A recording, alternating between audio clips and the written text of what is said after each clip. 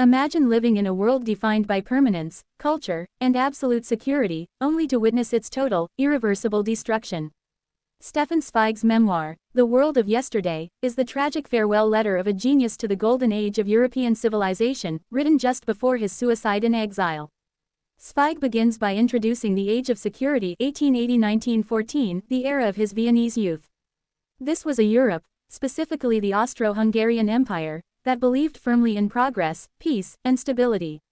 People had deep faith in their currency, their passports, and the slow, upward march of human decency. For the upper middle class, life was predictable, safe, and deeply cultured. Personal freedom and art flourished. Yet, Zweig notes that this security was a dangerous illusion. Beneath the surface, strict social morality and repressed passions simmered. This peaceful world was blind to its own fragility. The first death of Europe. The illusion was shattered in 1914 with the outbreak of World War I. Zweig describes the universal, almost euphoric delusion of the masses who welcomed the war, believing it would be short and glorious. He, however, saw the war as the ultimate betrayal of European intellect and humanity.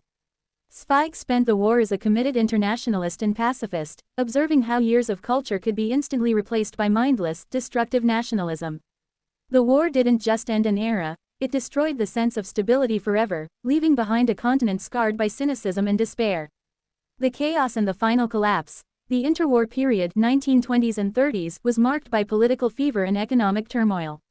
Zweig describes the hyperinflation, the rise of extremist mass movements, and the increasing politicalization of everything. He writes of the intellectual freedom he enjoyed in Salzburg and his friendships with figures like Rilke and Freud, yet he was constantly aware of the rising tide of fascism and intolerance across the continent. This was a world that had lost its immunity to madness.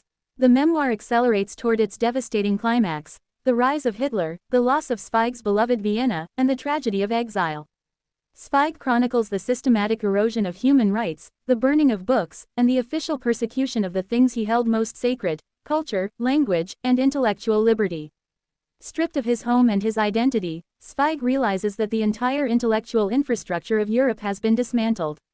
The legacy. Zweig finished this book in 1941 in Brazil, just months before he and his wife committed suicide, believing the dark age of Europe would be permanent. The World of Yesterday is his final testament, a witness statement against oblivion. It serves as a haunting reminder that liberty and stability are not guaranteed, and that the greatest tragedy is the loss of the mental and spiritual freedom to be an autonomous individual. Read this book to understand what is lost when civilization forgets its humanity. Follow us for more challenging classics, and find the book link below.